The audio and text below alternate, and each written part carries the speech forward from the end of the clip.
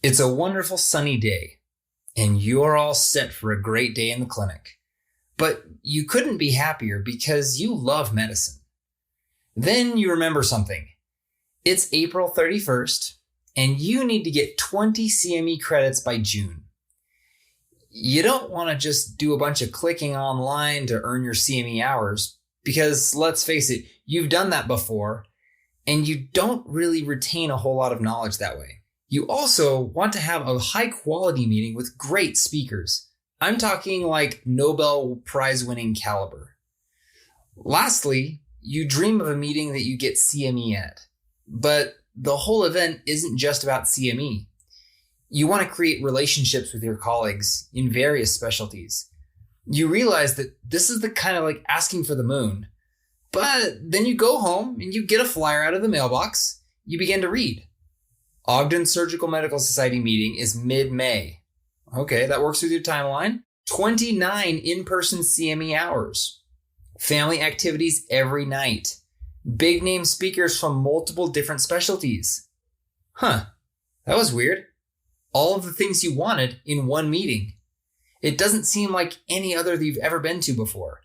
How did such a meeting come into existence? I'm Scott Moore, and tonight Brian Campbell and I will talk about the history behind medicine in Ogden, and we'll talk about the Ogden Surgical Medical Society with our highly revered historian and Ogden pathologist, Val Johnson.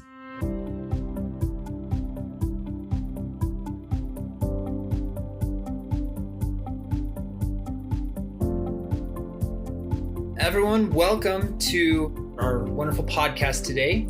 We have the treat of talking with Dr. Val Johnson. He's a pathologist that served here in Ogden since the 70s. He's had so much influence on how medicine is practiced here, and we really appreciate him being here. We also want to recognize him for being such a long-time member of the society and of the leadership in the society as well. So Val, I wanted to know, what are the beginnings of medical practice here in Ogden, Weber County? You as the historian of the Ogden Surgical Medical Society, I would wonder if we could hear about who were the doctors, what about some of the hospitals there? Thank you for asking, Dr. Moore. I appreciate that. There have been 3 historians for the Ogden Surgical Society. The first one was Dr. George Pfister, who was one of the originators and founders of the Ogden Surgical Medical Society. Following him was Dr. Ed Morton, and then I followed him as historian. But I'd like to talk a little bit about some of the early history of medicine in Ogden and Weber County. Ogden's first doctor was William McIntyre in 1852, which is about the time that Ogden really was organized. It had been a very small community before then, and part of it had really been just a fur trapper's cabin and fort of Miles Goodyear. But then some other people came into Ogden. James Brown did, and Ogden was first called Brownsville. And then following that, Brigham Young sent Loren Farr to Ogden to establish an actual city. So in 1852, we got our first doctor, Dr. McIntyre. He came after serving in the Mexican War. There was not an official hospital in town, but there was an Ogden Hotel at 25th Street and Grant Avenue, which was used to house sick and injured travelers. And during this time, from 1852 to about 1900, there were as many as 30 women midwives in town also. They were the preponderance of medical providers for some time in the 1800s. In 1882, well, let me just backtrack. In the mid-1800s, almost any man could become a doctor with 1 year's training. But these doctors were mostly herbalists or naturists or homeopaths. And so medical science was certainly not as we think of it today, but by statehood in 1896, it took actual medical school attendance of 2 to 3 years in order to be licensed. In 1882, the city built a 6-room hospital that many called the Pest House. It was at 40th Street in Washington, in Ogden, and it was mostly for smallpox patients and other contagious diseases. In 1883, the Union Pacific Railroad purchased a 2-story adobe building at 28th Street and Adams Avenue and converted it into a hospital. The railroad had their own railroad doctor who was the only person that could admit patients to that hospital, but he could also have an individual private practice on the side, and that hospital only allowed railroad employees, workers, to be hospitalized there. In 1892, the city built another hospital, but it closed in 1 year, in 1893. In 1897, a group of Weber County doctors purchased that facility that the city built and had been closed, and they remodeled it to include an operating room and 6 or 8 patient rooms. Nurses were trained here also. This hospital operated until 1910, when the Dee Memorial Hospital opened. Now, I want to just backtrack a little. There was also a Japanese hospital in Ogden. There were Japanese people who had immigrated and come here at the early 1900s. They worked mainly as gardeners and farmers, and about a 6-bed hospital was built for them on 22nd Street and Madison Avenue in Ogden. And they had their own Japanese doctor, Dr. Suzuki, who in 1903 had graduated from the Chiba Medical College in Japan. He was the attending physician because he could speak Japanese, and these patients, for the most part, couldn't speak English. So that's a little bit of very early history of hospitals. But then in 1910, the Dee Hospital was opened.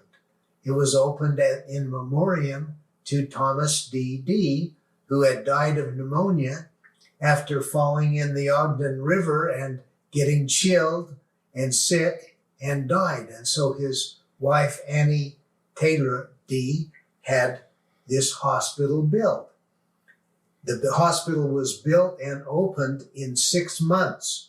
Imagine trying to do something like that today. The rates were $3 a day. Nurses worked 12-hour shifts with 1/2 day off per week. There were 34 physicians on the original staff. The hot springs near the mouth of Weber Canyon also had a building called the Ogden Canyon Sanitarium, which was not really a hospital, but there are hot springs at the mouth of Ogden Canyon. And so entrepreneurs built this sanitarium and advertised it as a healing facility for people who would come and bathe in it and drink the mineral water from it. That was in 1904. It is now the Rainbow Gardens and Greenery Restaurant. Then our next hospital was St. Benedict's Hospital, which opened in 1946. The city felt that there was a need for more hospital beds than just the Dee Hospital. And so city authorities began a search for how to get another hospital in town. They contacted the St. Benedict's Sisterhood in St. Joseph, Minnesota, who agreed to provide nuns to come as nurses and help to operate a new hospital. That hospital opened in 1946 at the top of 30th Street in Ogden, above Harrison Boulevard.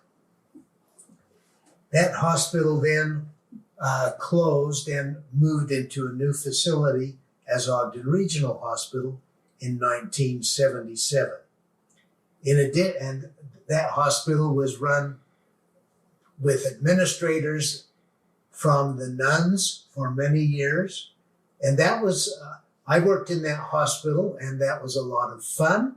And there was a great feeling there with the nuns having a different kind of what seemed special care for the patients.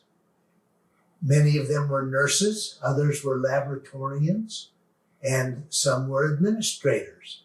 And they would come out in the community. I remember as a child, the hospital administrator, who was a nun, and another of the nuns would come to my house, my parents' house, and we'd prepare dinner for them. And they would go visit people in the community, and it was very nice. Well, just a very few years ago, the nuns left Ogden and went back to their mother house in Minnesota. But the hospital then turned to professional administrative authority and is now open not as the Catholic Hospital, but as Ogden Regional Medical Center. Now, Val, you mentioned it was on the top of 30th and Harrison. I think that's interesting that now what was one hospital is now McKay-D Hospital. No, that's not correct. Oh, that's not correct? The top of 30th Street above Harrison is still the St. Benedict's Hospital building, but it is a set of apartments and I think some assisted living facilities and not a hospital any longer. Now, the D Hospital also made a move. In 1969, it was felt that there needed to be more space and more modern facilities. So the D Hospital, under the name of the McKay-D Hospital, was moved over across the street from Weber College, just below Harrison. And then just a few years ago, I don't know exactly when, but 2002. In about 18 years ago, a new McKay-D Hospital was built where it is now located around 4400 Harrison, roughly. So that's sort of the history of the hospitals in the community. Well, Val, this is Dr. Brian Campbell. I'm secretary of the Ogden Surgical Medical Society. Could we segue to the society itself? Can you tell us about the founding of this society? Why was it started, and who were the founders? Well, before I do that, in Weber County, we had a Weber County Medical Society formed.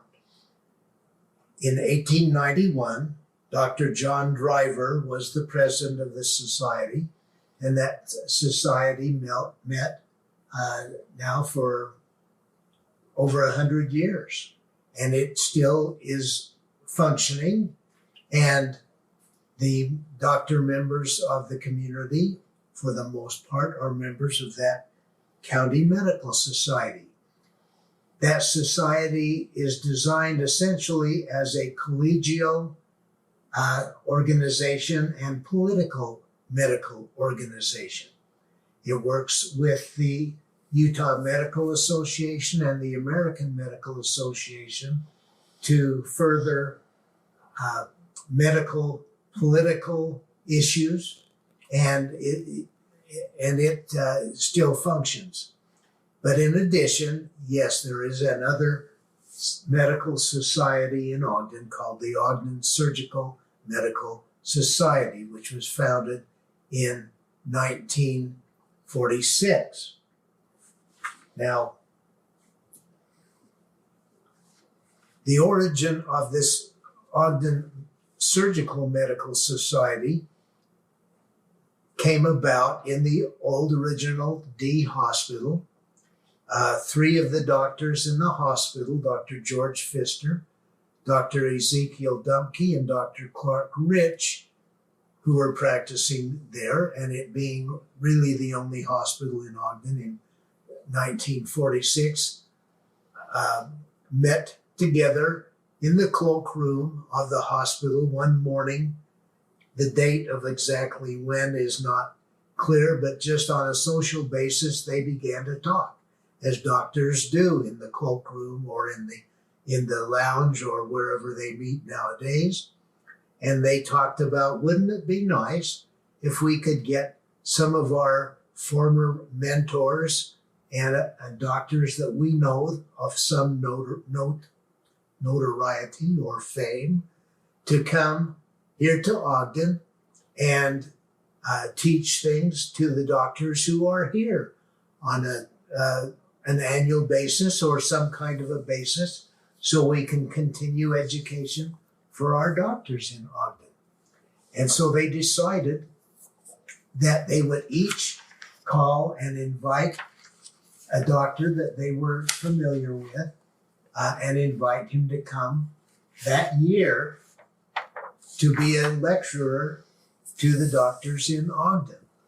Well, it was kind of short notice. If they were meeting in April, and if they were going to try to have a meeting in May, calling their doctor friends in Chicago or Louisiana or wherever, asking them to come the next month to present a lecture, that's kind of short notice. So they were not able to get all of the doctors that they contacted, but they did get several. And some of the speakers that they contacted were Dr. Charles Huggins, who later earned a Nobel Prize in Medicine in 1966, Dr. Alton Ochsner from Tulane University, Ochsner Medical Clinic in New Orleans, but he was not able to come that year. However, he came every year after that for about 20 years. Also, I'm looking for some of the others that were invited, but and Charles Mayo from the Mayo Clinic was invited also that first year. Over the years, other notable physicians have been invited. That first year in 1946, the meetings were called the Spring Surgical Clinics.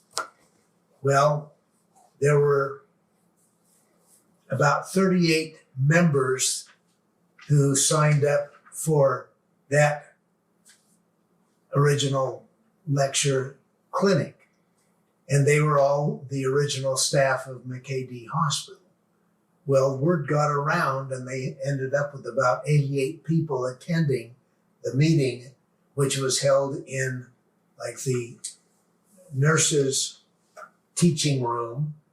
So it was overcrowded. They realized they were going to have to get larger space to hold the meetings. So the next year, in 1947, there were 138 members of this society, and the name of the society was changed to the Ogden Surgical Society. The meetings were held that next year at the Ben Lomond Hotel in downtown Ogden. But that even became not quite so suitable after a few years, and the meetings were moved to the Orpheum Theater on Washington Boulevard in Ogden.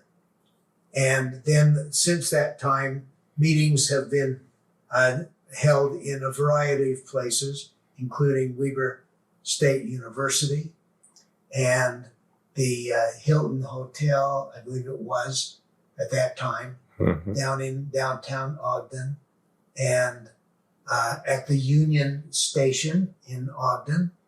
And then most recently we've been back. Then a new conference center was built in downtown Ogden, the Eccles Conference Center. and we held meetings for many years there. But most recently, for the past 2 or 3 years, we've come back up to Weber State University for our meetings. So that's some of the things that have happened with that organization. The 3 founders, Dr. Pfister, Dr. Dumke, and Dr. Clark, were in those days general practitioners, but often general practitioners siphoned off into areas that they particularly liked.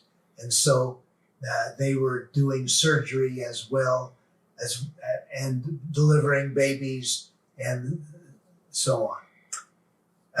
So that's how the name kind of came around. In about 1988, I think,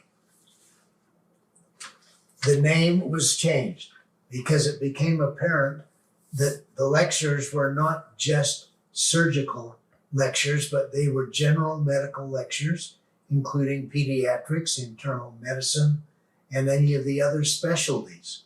And so some of the doctors who were coming to the meeting and were interested in those other things lobbied for a change in the name, which was done in 1988, and a change to the Ogden Surgical Medical Society. There were some doctors that were a little unhappy with that. Of course, you can imagine they were mainly the surgeons, but that has been successful since then.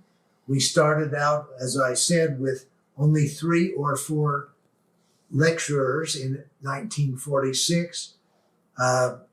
Getting into the 60s and 70s, we would usually have 15 to 25 lecturers, which seemed to be a very manageable number. This past year, I think we had close to 50 speakers, which begins to be a management problem. So we always discuss this, but we like to get good speakers. We have a committee to organize the meeting and choose speakers, and we like to give the people of that committee an opportunity to suggest speakers that they know or that they have heard or that they have heard of. And so we do get very good speakers from around the country as well as from our own state. And that is a very nice thing that we can do. Well, I have a question about how the society acted in especially the early years. It's my understanding that prior to the current convention-like activity, that the speakers were usually hosted by a member of the society and actually stayed in their home and perhaps entertained by that host. Could you explain how that worked? Thank you for bringing that up, because I have personal experience with that, with speakers staying in my parents' home when I was a child. And so we were able to, and the speaker would often, usually in fact, come with their spouse. And so in this instance, my mother would entertain the spouse, take her to see whatever was of interest in the city and the surroundings. My father would host the speaker that was staying with us. They would stay in our house. We didn't have hotel expenses for many of the speakers then. And then we would do some entertaining. There was other entertaining that went on also, that since the spouses were often coming to the meeting, and in those days, most of the physicians were men, so their spouses were women. And so there were women's activities that were put on as well, such as luncheons, fashion shows, art shows, musical shows, plays, to entertain the women that were there that didn't want to go and listen to the medical meetings themselves. So that was very interesting and nice. And we had then in the Ogden Standard Examiner newspaper, it seemed to me to be more community oriented, and there was actually a society section in the newspaper each week that was usually 2 full pages, both sides, and there would be information about these activities for the women that were going on.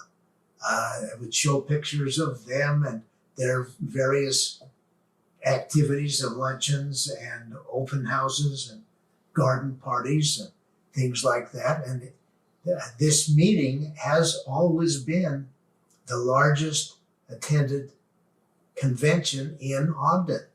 And back in those days, and I'm speaking of like the 50s and 60s and early 70s, it was a really big deal socially and in the community.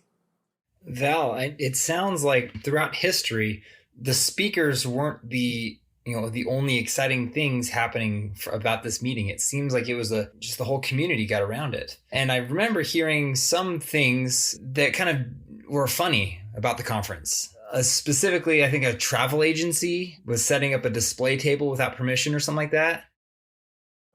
Oh, yes. Yes. I don't remember the exact year, but our administrator for the society, our executive director, was Kenneth Knapp. And he had been the administrator of the D Hospital and originally the McKay D Hospital in Ogden.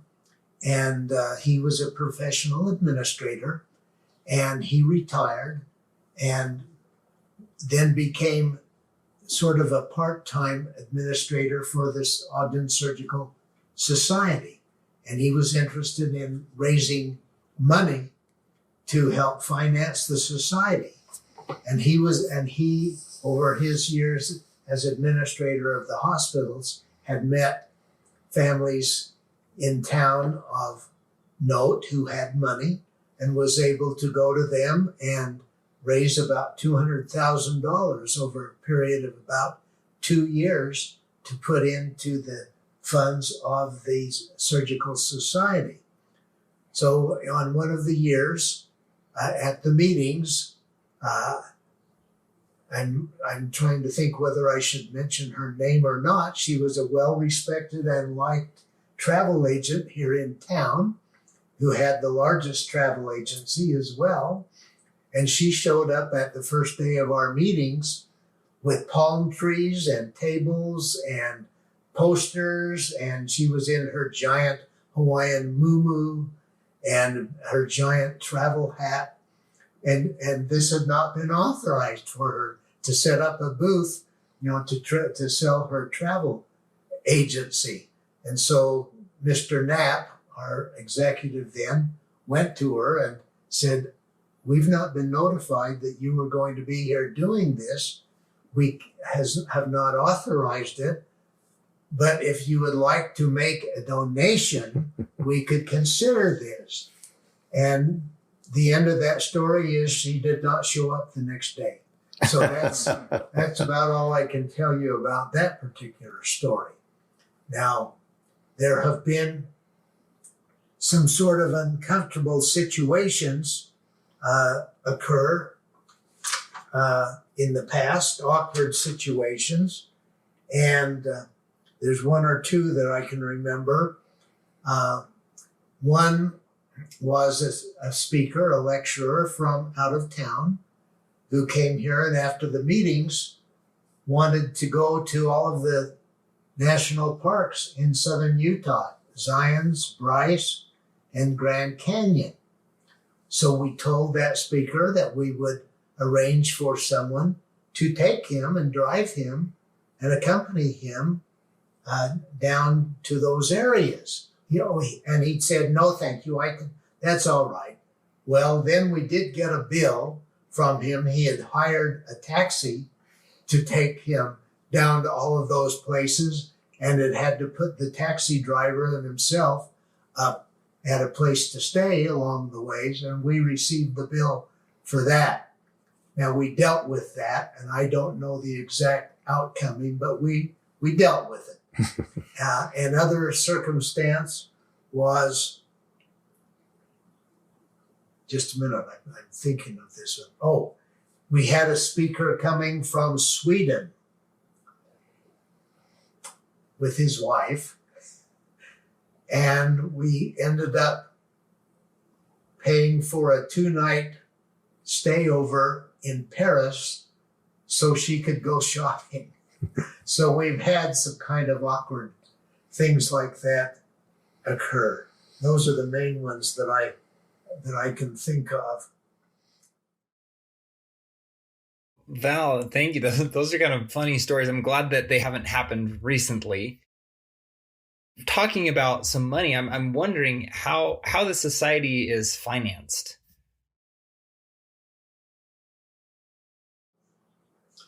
Okay, to begin with, back in the very early days with those original 3 doctors, they were friends with the speakers they were bringing in.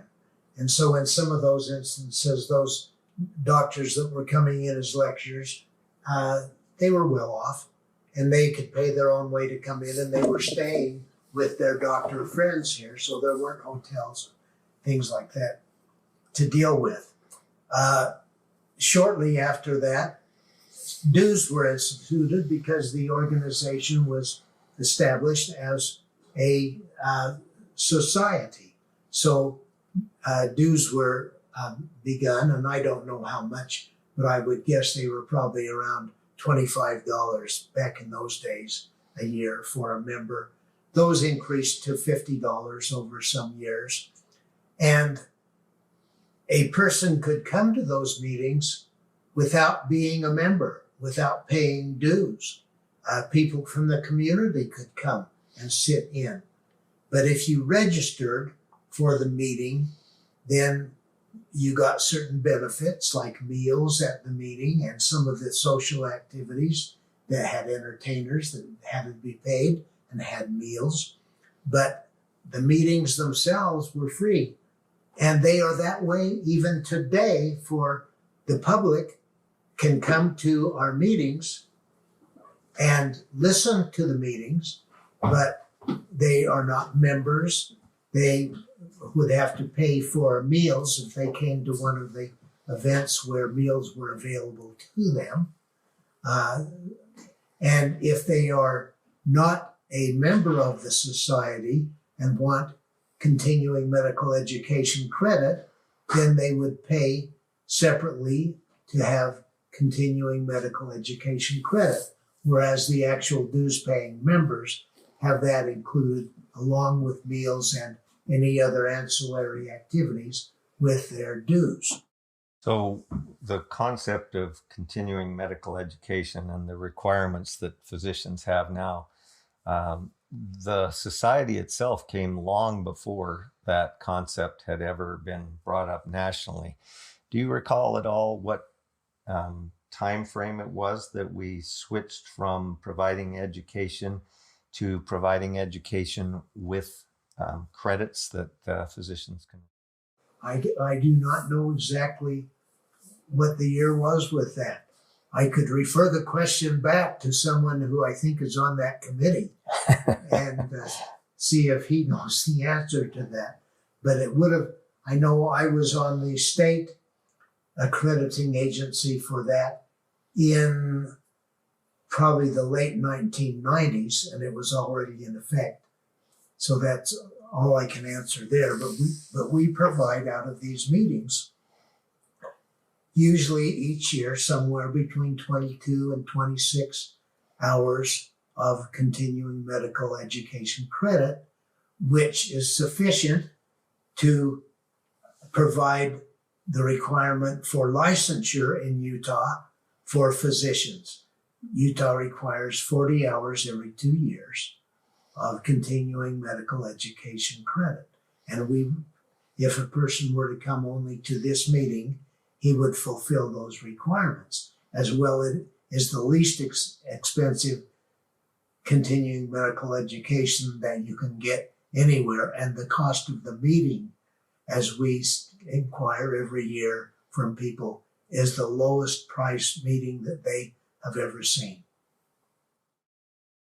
That was an excellent advertisement. Yes, it is.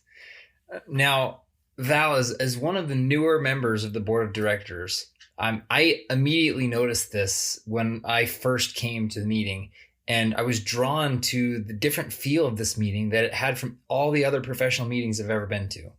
So, can you speak a little bit about the transformation into what you call the enduring legacy of education and collegiality, which ultimately improves the medical condition for all in that community? Well, it is a social experience. To me, it's probably the greatest social experience of the year for me. I have been coming to these meetings for a long time.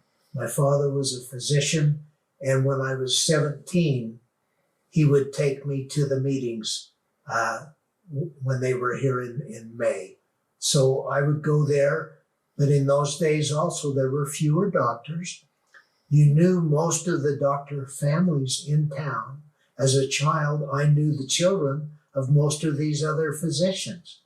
And so it was a social event, and I got introduced to that very early when I was about 17, when I was, I think, a junior in high school. And then after my medical training, I returned back here and have been to the meetings every year that I've been back here also. And I remember and know from before then, many of the doctors and their families, some are dying off, but it's still a social event. And we go to these meetings. Everyone is cordial. We have other avenues of meetings, of receptions, which are not directly medically related. We have picnics, banquets, entertainment programs, and this all lends towards collegiality. And I sense that we are, in general, in this country, losing a lot of that collegial feeling among physicians. There seems to be distancing. And this particular meeting that we have every year helps to keep us together as social doctors and as friends. And it lets us have informal consultations. We can talk with each other. We can bring up avoiding the HIPAA problems. We can bring up patients without having to identify them and discuss with other doctors that we might think have some ideas and suggestions that might be helpful to us. So it's a great collegial organization. Totally agree with you. I felt that wholly with my entire time here. I have one final question for you. I want to talk a little bit about some of the more emotional moments of the conference. Can you remember or think of like the top couple of moments that affected you the most as a physician? Oh my goodness, I just happen to have some things in mind. In 2017, one of our speakers was Elizabeth Smart. And people around here will recognize that name because all of us here in Utah lived through that experience that she had of being kidnapped and all the rest. And so she was a very interesting personal speaker to us. And that was emotional to hear and remember back when the kidnapping and the finding of her was happening. We could recall in our own minds that we were experiencing that going on. We also discovered that she is a relative of some of our founding members in the Ogden Surgical Society.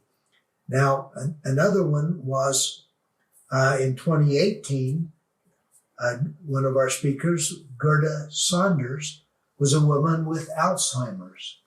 And she spoke as one of our lecturers to speak from a personal experience, her journey into having Alzheimer's disease and where she is now and where she expects this will be going.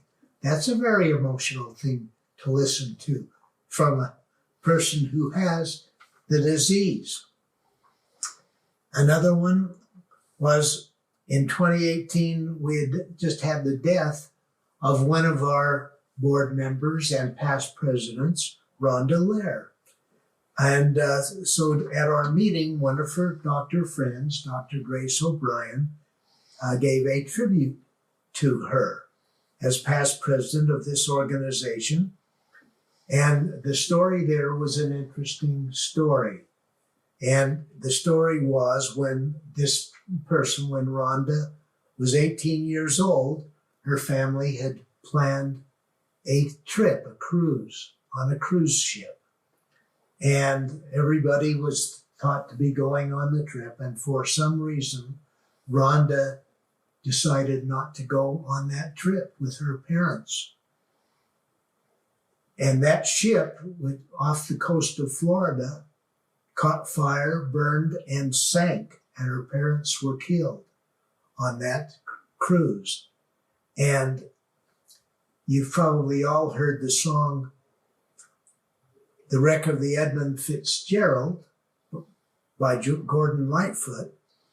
Well, he wrote another song called The Ballad of the Yarmouth Castle, which was the name of that ship that sank in 1965 with one of our past presidents of the Surgical Society, parents and family on it. That was emotional to hear. Then finally, we had a speaker in 2018 also. He's an emergency room physician in Ogden, and he spoke about compassion in medicine. The title was, Everybody is Someone's Someone. And he talked about emergency experience, and this one in particular where he was serving in the emergency room. A male, I think around 56 years old or so, came in, was brought to the emergency room, the victim of an auto pedestrian bicycle accident. He was unrecognizable. They worked on him. They were unable to save him. They couldn't recognize the patient because of his condition. But this doctor, emergency room doctor, caring for this patient, then noticed that the watch on the patient's arm was his father's watch. And so that was very emotional. That's how he then knew he was actually trying to save his father. And those are enough to talk about. Val, thank you for that. This conference really, to me, it really does stand out as extremely unique because nowhere else do we get this kind of collegiality between different specialties of medicine. It's not only about getting to talk with your peers, but it's also about the knowledge that you gain, and you get some emotional connection there as well. Thank you so much for your insight and your perspective. It's truly invaluable, Val. Well, thank you. We've had many notable and well-known speakers at the conference that many physicians have heard about. We had Dr. William DeVries here. He was the surgeon who operated on Barney Clark, which was the first artificial heart implantation. And that Dr. DeVries is from Ogden, as a matter of fact.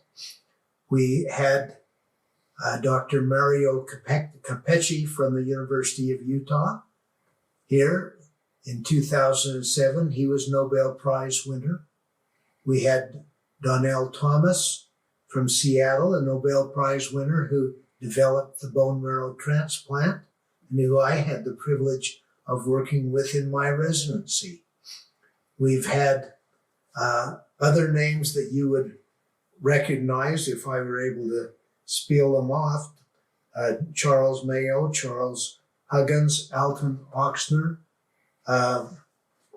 George Cryle, Alfred Blaylock, Michael DeBakey, Maxwell Winthrop, Frank Leahy, Henry Swan of the Swan-Ganz catheter, Owen Wangenstein of the Wangenstein Pump or something, I can't remember.